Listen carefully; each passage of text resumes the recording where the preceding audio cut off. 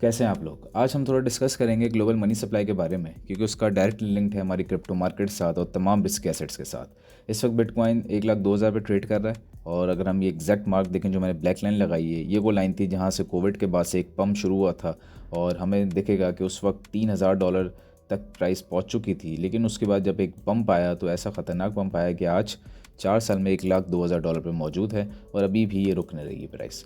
अच्छा, अगर आपने हमारा डिस्कॉर्ड ज्वाइन नहीं किया तो डिस्कॉर्ड ज्वाइन करें, ताकि इस किस्म के गेम्स आपको भी मिल सकें। साथ ही जो भी अपडेट है, आप क्रिप्टो सीखना चाहते हैं तो डिस्कॉर्ड का लिंक हमारे डिस्क्रिप्शन में मौजूद है, तो आप ज्वाइन कर सकते हैं।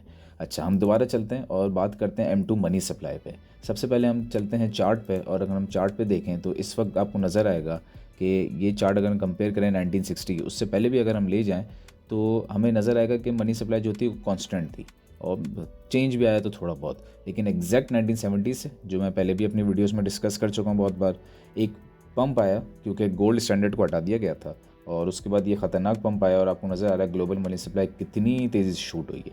स्पेशली वो टाइम है जो 2020 का टाइम है, और उस वक्त से लगाएं तो 15,000 के आसपास आपको नज़र आ रहा है बिलियंस जो मनी सप्लाई थी M2। उसके बाद आपको नज़र आएगा अगले 2 साल में सिर्फ 6,000 तक का इंक्रीज़ इसमें आया है, और ये मुसलसल इंक्रीज़ आ रहा है। 2023 के अंदर थोड़ा डाउन हुआ, लेकिन 2024 से फिर से मनी सप्लाई जो है इंक्रीज़ होना शुरू हो गई है, और जितनी ये इंक्रीज़ होगी उसका इम्पैक्ट क्रिप्टो पे पड़ेगा। इसी के साथ अगर हम फर्दर देखें तो ये हमें नज़र आएगा, ये बहुत ज़बरदस्त चार्ट है कि किस तरीके से चार्ट जो है, ये ऊपर जो ब्लू लाइन आपको नज़र आ रही है, एक जो है ये उसकी बिटकॉइन की प्राइस है, बल्कि ये जो आपको ब्लू नज़र आ रही है ये M2 है, ग्लोबल मनी सप्लाई है, और ये जो नीचे नज़र आ रही है S&P 500 इंडेक्स का है। खैर, इसको हम बिटकॉइन की मदद से भी देखेंगे।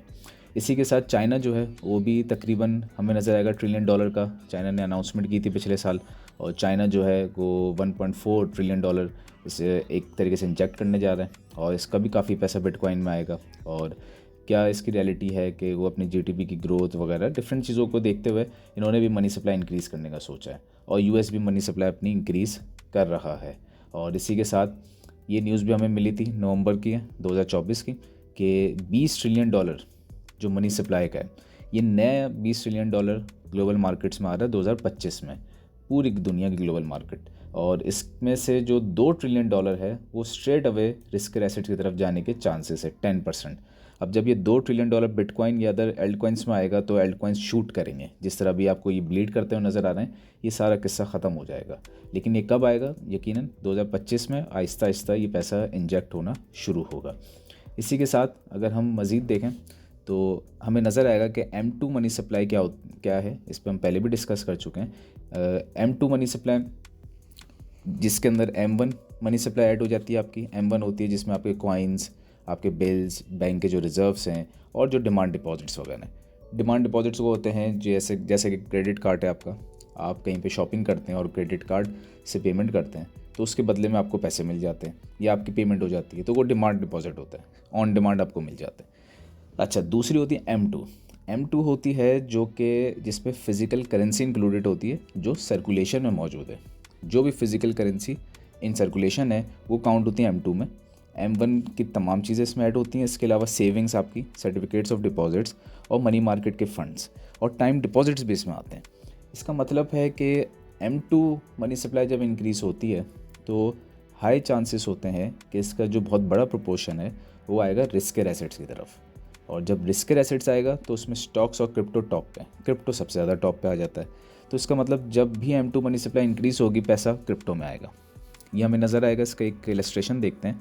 2012 से 2014 तक एक जो क्विक बुल रन आया था, जिसको आप फर्स्ट बुल रन कह सकते हैं, या वैसे तो वो सही मायनों में एक बुल रन तो था, लेकिन उसमें कम लोग इन्वॉल्व थे। तो जब हमें नज़र आया कि आहिस्ता आहिस्ता प्राइस बढ़ना शुरू हुई बिटकॉइन की, और तकरीबन $1,000-1,500 तक पहुंची, तो वो रीज़न क्या था कि ग्लोबल मनी सप्लाई भी आहिस्ता आहिस्ता इंक्रीज़ हो रही थी। उसके बाद प्राइस तो डाउन हुई क्योंकि मनी सप्लाई डाउन हो गई। ये नीचे ब्लू आपको नज़र आ रहा है। उसके बाद दोबारा पैसा ज़्यादा छापना शुरू किया, डॉलर ज़्यादा प्रिंट हुआ, और पैसा आया बिटकॉइन में, बिटकॉइन की प्राइस फिर शूट हुई।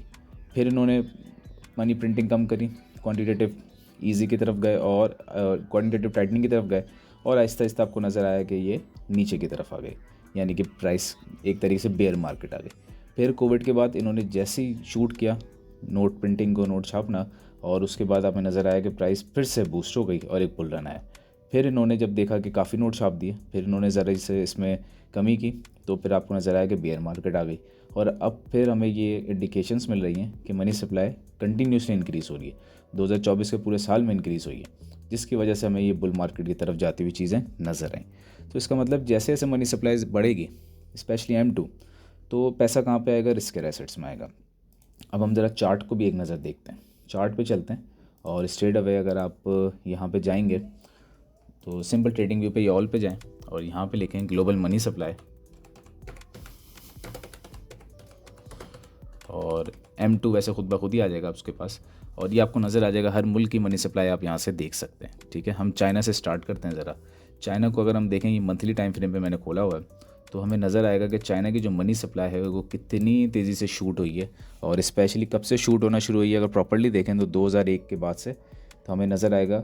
और प्रॉपर्ली अगर देखें तो 2008-2009 जब से ग्लोबल क्राइसिस आया था, ये क्विक करके शूट हुई, और अभी भी ये लोग इनकी जो नोट प्रिंटिंग है वो कम नहीं हो रही है। तो ये मुसलसल जो है इनकी जो मनी सप्लाई वो बढ़ रही है। इस टाइम पे इनकी money supply all time high पे, इससे ज़्यादा मनी सप्लाई आज तक इनके मार्केट्स में नहीं हुई है। ठीक है, इसी के साथ अगर हम यूएस का देखें तो ये यूएस मार्केट्स का नज़र आ रहा है कि ये 2023 के अंदर इन्होंने मनी सप्लाई को थोड़ा कम किया था, लेकिन फिर पूरे 2024 के अंदर मनी सप्लाई इंक्रीज़ हो रही।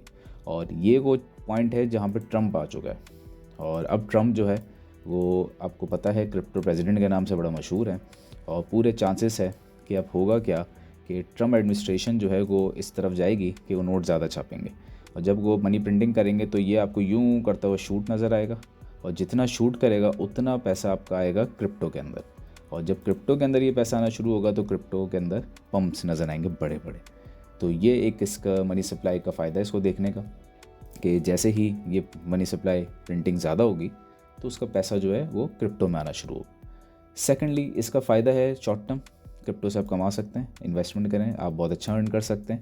लेकिन लॉन्ग टर्म इसका नुकसान है, क्योंकि एक टाइम आएगा जब ये पीक कर जाएगा, जैसे कि हम इस चार्ट में देख सकते हैं कि एक टाइम आएगा कि ये पीक कर जाएगा। अभी ये बहुत ऊपर है, लेकिन एक टाइम ऐसा आएगा जब ये पीक कर जाएगा, और वहाँ से जब ये लोग सोचेंगे कि बस अपने मनी सप्लाई अब डिक्रीज़ करनी है, क्योंकि उसकी वजह से बहुत बड़ा इम्पैक्ट पड़ता है उनकी इकॉनमी में, उनका पैसा डीवैल्यू होता है, तो फिर आपको नज़र आएगा कि हमारा बेयर साइकिल शुरू हो जाएगा, और फिर आहिस्ता आहिस्ता आपकी जो करेंसी उसकी वैल्यू कम होती जाएगी। तो अभी बेहतर यह है कि आप क्रिप्टो की तरफ आएँ, अपनी इन्वेस्टमेंट करें, अपने प्रॉपर इन्वेस्टमेंट्स करें, ताकि आप इसमें टाइमली अर्न कर सकें, इससे पहले कि ये मनी सप्लाई अपने पीक पे पहुँचे, जो कि इसने पहुँचना है एक दिन। अच्छा, इसी के साथ आप देखना चाहें तो आप किसी भी कंट्री का देख सकते हैं ग्लोबल मनी सप्लाई, जस्ट आप लिखेंगे और जिस भी कंट्री में आप रहते हैं उसका आप देख सकते हैं कि कितना मनी सप्लाई इसका इस वक्त चल रहा है। तो इसी के साथ अगर हम मज़ीद इसमें देखते हैं, जैसे चाइना का में देखें, इंडिया का देखें, तो इंडिया का मनी सप्लाई आपको नज़र आएगा ये भी ऑल टाइम हाई की तरफ है, और बल्कि क्योंकि पूरी दुनिया का ग्लोबल मनी सप्लाई ही ऑल टाइम हाई पे, पूरी दुनिया में यही काम हो रहा है, नोट छापे जा रहे हैं। तो इंडिया का मनी सप्लाई भी ये ऑलमोस्ट इंक्रीज़ हो रहा है, और इस वक्त 64.67 ट्रिलियन का सर्कुलेशन में। तो ये ओवरऑल नज़र आएगा, कब से इंक्रीज़ हुआ ये भी आपको पता चल जाएगा। ऑलमोस्ट 2008 की क्राइसिस के बाद से तो बहुत तेज़ी से इंक्रीज़ किया मुल्क ने, ये आपको नज़र आएगा। ठीक है, इसी वजह से ये सारा जो पैसा होता है फिर रिस्क एसेट्स की तरफ आता है, और किसी भी मुल्क का आप देखें तो आपको नज़र आएगा। इसी के साथ एक और है, वो है यूनाइटेड स्टेट्स की सेंट्रल बैंक की बैलेंस शीट। ये भी बहुत इंपॉर्टेंट है। इसको अगर हम देखें तो कोविड के बाद से इनकी जो बैलेंस शीट थी उसके भी आपको नज़र आएगा जो रिजर्व्स थे वो यूं करके शूट करे, और सिमिलरली मनी सप्लाई भी शूट हुई, और बिटकॉइन की प्राइस भी शूट हुई। बिटकॉइन के अंदर भी पैसा अच्छा खासा आया।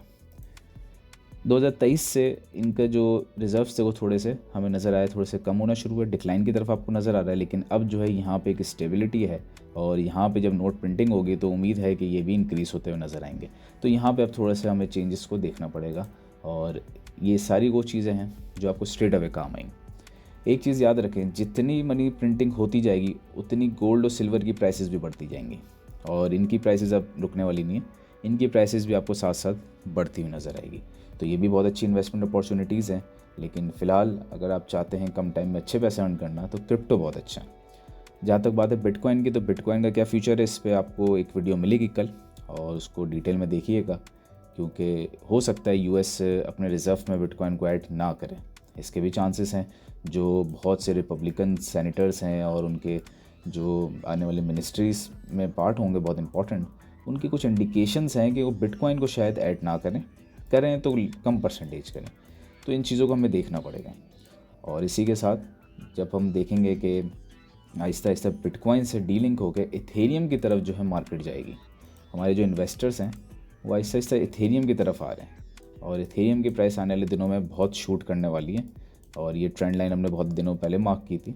एक बार ये ट्रेंड लाइन ब्रेक हो गई तो हमने डिस्कस किया था फिर क्या होने जा रहा है। फिर फर्स्ट टारगेट इथेरियम का ये होगा, क्विकली अचीव होगा, सेकंड ये होगा, और उसके बाद फिर ये ऑल टाइम हाई पे जाएगा। तो ये इथेरियम के लिए बहुत अच्छी सिचुएशन है। इथेरियम में अपनी इन्वेस्टमेंट करें, बिटकॉइन में नहीं करें। बाकी कल की वीडियो को वेट करें ताकि बिटकॉइन पे भी हम डिटेल डिस्कशन करें।